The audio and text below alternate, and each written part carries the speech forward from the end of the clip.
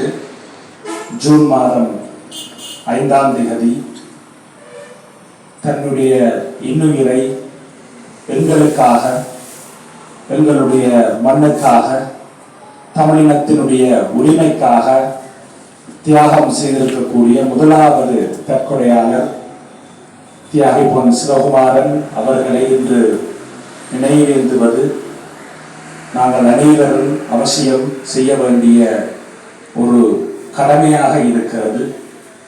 அந்த முயற்சியை போராளிகள் நலன்புரி சங்கமும் சமூக விஞ்ஞான ஆய்வு மையமும் ஏனைய அமைப்புகளும் இணைந்து இங்கே முன்னெடுத்திருப்பது நாங்கள் தமிழனாக அனைவரும் செய்ய வேண்டிய ஒரு கடமையை அவர்கள் செய்திருக்கிறார்கள்.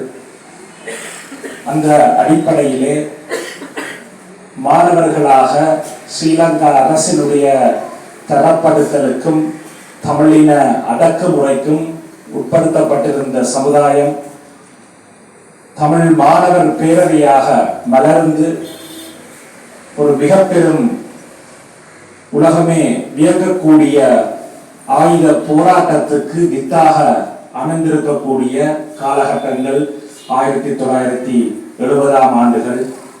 அந்த காலத்திலே இருந்திருக்கக்கூடிய அந்த தமிழ் உணர்வு, தமிழன் என்கின்ற உணர்வு, தமிழுக்காக தன்னை முழுமையாக அர்ப்பணிக்கக்கூடிய அந்த உணர்வு, அது மிகவும் போற்றத்தக்கது. நாங்களும் இங்கிருக்கக்கூடிய மாணவ செல்வங்கள், குழந்தைகள் உட்பட இளைய சமுதாயத்தினரும் எங்கள் ஒவ்வொருவருக்குள்ளும் நாங்கள் ஏற்படுத்த வேண்டிய மிக ஆழமான உணர்வு.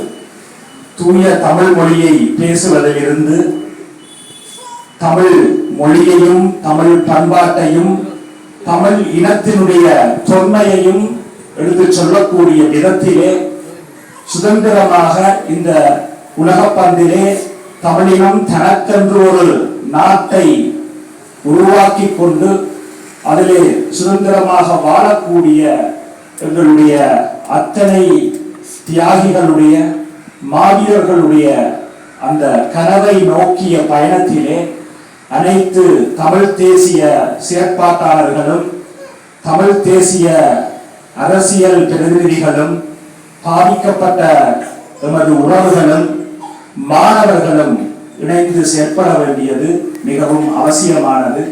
இன்றைய கால எங்களுடைய மாணவ சமுதாயமும் இதனை முன்னுதாரணமாக எடுத்து எங்களுடைய இனத்தை இன்று பாதுகாக்கின்ற முயற்சிகளிலே நிலத்தை பாதுகாப்பதாக இருக்கலாம், சிங்கள பௌத்த மயமாக்கலுக்கு எதிரான போராட்டங்களாக இருக்கலாம், இப்படியான உணர்வுபூர்வமான நிகழ்வுகளிலே மாணவர்கள் கலந்து கொண்டு தங்களுடைய தமிழ் உணர்ச்சியை வெளிப்படுத்த வேண்டும்.